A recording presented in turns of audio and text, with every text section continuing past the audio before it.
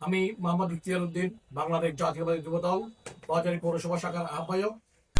২০২৩ যুবদল নেতা সুমনের সংবাদ সম্মেলন অপপ্রচারের তীব্র প্রতিবাদ ও নিন্দা।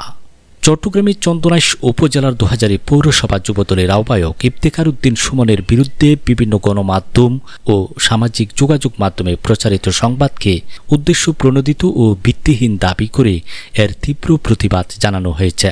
গত ৩০ জানুয়ারি ২০০০ হাজারী শপিং সেন্টারে আয়োজিত এক সংবাদ সম্মেলনে ২০০০ পৌরসভা যুবদলের পক্ষ থেকে এই প্রতিবাদ জানানো হয়।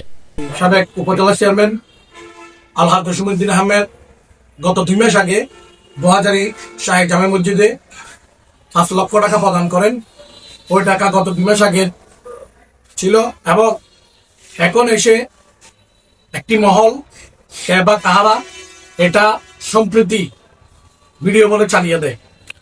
এটা আমি আমার পক্ষ থেকে এবং আমার দলের পক্ষ থেকে তীব্র নিন্দা ও প্রতিবাদ জানাচ্ছি।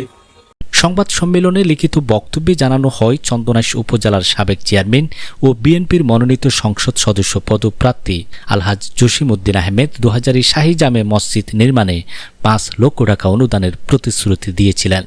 সেই প্রতিশ্রুতির অর্থ হস্তান্তরের একটি পুরনো ছবিকে সাম্প্রতিক দাবি করে একটি কুচক্রী মহল ইফতেখার উদ্দিন সুমনের নাম জড়িয়ে অপপ্রচার চালাচ্ছে। নেতৃবৃন্দরা অভিযোগ করেন, ধানের শীষের প্রার্থী জসিমউদ্দিন আহমেদকে নির্বাচনী আচরণ বিধিতে ফাঁসাতে এবং ইফতেখার উদ্দিন সুমনের রাজনৈতিক ভাবমূর্তি ক্ষুণ্ণ করতে এই ষড়যন্ত্র করা হচ্ছে। সংবাদ সম্মেলনে ইফতেখার উদ্দিন সুমন বলেন, আমাকে জড়িয়ে যে সংবাদ প্রচারিত হয়েছে তা সম্পূর্ণ মিথ্যা ও বানোয়াট। এটি কোনো সাম্প্রতিক ছবি নয়। একটি বিশেষ মহল উদ্দেশ্য প্রণোদিতভাবে এই কাজ করছে। এমনকি বর্তমানে আমাকে নানাভাবে প্রাণনাশের হুমকি দেওয়া হচ্ছে, যার প্রেক্ষিতে আমি থানায় সাধারণ ডায়েরি করেছি।